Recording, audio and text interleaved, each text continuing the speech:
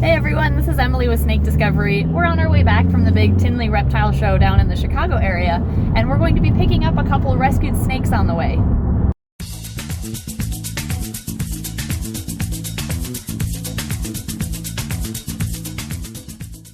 The first snake is an adult ball python that was surrendered to a mostly cat and dog rescue, so they reached out to us so that we can use our connections to find it a forever home. The second snake is a different kind of python, and it has an interesting story, so I'll give you more details after we pick up the first snake. Well, we just picked up snake number 1. Now this rescue got 3 unwanted ball pythons surrendered at the same time. They were all really skinny at first. I checked them out. So they've done a great job at getting their weight back up to a proper level. They adopted 2 of them out, and they just couldn't find the right home for this guy. So that's why we just took him in. He's in really good condition overall. He does have a little bit, I'm trying to get his head out of the bag here.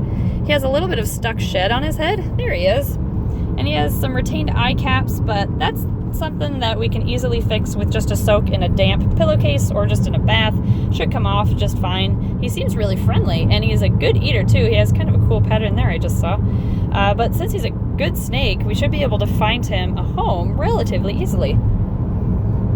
We're on our way to pick up this second snake now, which is actually a tiger morph reticulated python. And the story about this snake is that it is aggressive and it knows how to escape its enclosure. It got out last night apparently, and the owner just can't keep it anymore because of its attitude. They need someone who has experience with snakes that are a little feisty, which we don't mind feisty snakes. So we're gonna go pick it up, and we have how long of a trip? About 4 hours. We'll see you in 4 hours. 5 hours later, we have finally picked up the reticulated python, although the owner did not have a transportation bin or a bag, so we put him in the one the ball python was in, and I'll just be carrying the ball python home, I guess. The retic really wasn't all that bad. He was a little bit flighty, like skittish, but Ed was able to pick him up without any gloves or anything and put him into the bag.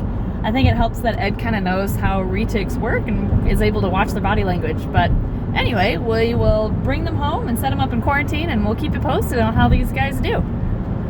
We got home pretty late last night, so we just set these 2 up in quarantine and went to bed. So it's the following day.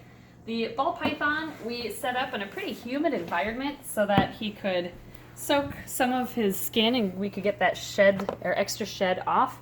And we got it all off actually. We got the eye caps off and everything, so he's looking great. He's a very friendly ball python.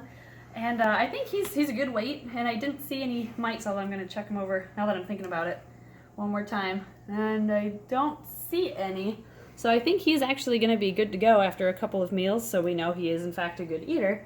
So I'm not worried about him at all, so I'm going to put him back. With the ball python out of the way, we're going to show you finally the reticulated python that we picked up. I will need the hook for this guy because he does have an attitude, we were told, so we're going to kind of test him out today. And we did already film a little bit trying to take him out, but then we realized he made a huge mess in his quarantine bin just overnight. But thankfully, while he was making that mess in this very humid environment, he was able to peel off all of his stuck shed. So he looks nice, and the stuck shed is taken care of now. So we're going to take him out, see how he does. Hey, buddy. Hello. Yeah, that's a hook.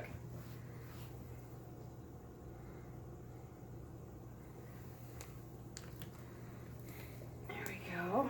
He's a beautiful retic. I mean, they just have an attitude in general, so you really have to work with them when they're young.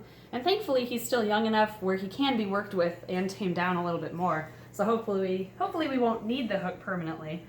But he is apparently a not so good eater and hasn't eaten in a while. And actually, if you look at his nose, you can kind of see a bulge there. I'm holding him back so he can't strike at the camera. But he's going to get checked out by a vet in the next week, or actually about 10 days. So they'll look him over and see if there's anything other than that weird lump on his nose that we have to keep an eye on. He seems maybe a little bit thin, but that could be a result of him being a picky eater. So we're going to put him back, and I have a rat thawing that we're going to feed him. We're going to try, and we'll see if he actually does eat for us or not. Okay, moment of truth. Woo! Well, I don't think we'll have any issues trying to get him to eat. It's in there somewhere. There it is. Helpful tip: when a snake is wrapped around a rat preoccupied, you can use that as an opportunity to check him over for mites. There, because all he cares about is his food. Look at his vent.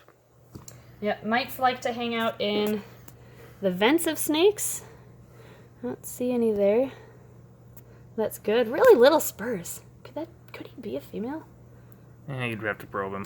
Yeah, we'll have to probe this one and see for sure. We were told it was a male, but those spurs are really tiny. Here's a nice view of his chin. We can spread out the skin here. This is where mites also like to hang out.